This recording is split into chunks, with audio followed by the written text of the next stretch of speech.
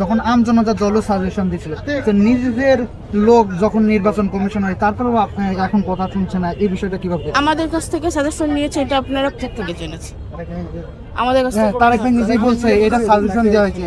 আচ্ছা, তারেক ভাই বলেছে সাজেশন দেওয়া হয়েছে, এই বিষয়ে আমি তাহলে আমি জানি, এই বিষয়ে আমার অভ্যন্ত না, আমি এই বিষয়ে আসলে জানি। ঠিক আছে, থ্যাংক ইউ। আমার সামনে, আপনাদের সামনে আমার পাশে বসে আছে আমাদের জাকারিয়া বিন ইউসুফ ভাই। জাকারিয়া বিন ইউসুফ ভাই, আমি বলছি এটা ফ্যাসিবাদের সময়ে যখন আমাদেরকে কেউ মিডিয়া কাভারেজ দিত না, আমাদের কথাগুলো কেউ তুলে ধরতো না, আমাদের মানে শুধু আমাদের না, আমাদের মানে গণ অধিকারের, আমাদের মানে বিএনপির বা নিপীড়িত কারো কথা তুলে ধরতো না, তখন এই যে আমাদের জাকারিয়া বিন ইউসুফ ভাই আমাদের পাশে ছিলেন। উনি এখন বাংলা নিউজ 24-এর উনি হলো মাল্টিমিডিয়া প্রধান হিসেবে আছেন, এবং এই গণ অভ্যুত্থানের পরেও উনি আমাদের সেই যে ধারা, সেই ধারা অব্যাহত রাখছেন। এবং আমার রাজনৈতিক পথ চলায় প্রত্যেকটা সময় পরামর্শ দিয়েছেন যে কোন কাজটি করলে ভালো হবে, কোন পথে চললে ভালো হবে, এবং তার মধ্যে কোনো অসততাপূর্ণ কোনো উপদেশ কখনো ছিল না।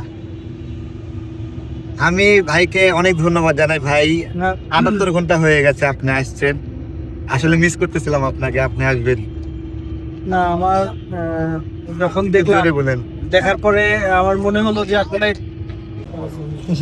দাবি আদায় না হওয়া পর্যন্ত এই অবস্থা। তাহলে তো এটাতে হারতেই হবে না, এটা তো আরো চালাই দিতে হবে। আরো চালাতে হবে। তারেক ভাই তোমার জন্য একটা ফুলের শুভেচ্ছা তোমাকে। Thank you.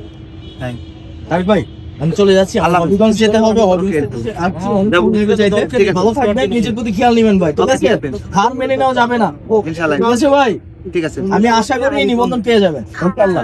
নির্বাচনকে একটা কথা, নির্বাচন কমিশনকে একটা অনুরোধ রইল, আম জনতা দলকে যেন নিবন্ধন দেওয়া হয়, এবং তারেক রহমানের সহযোদ্ধা আমরা যদি আরো এগিয়ে যেতে পারি।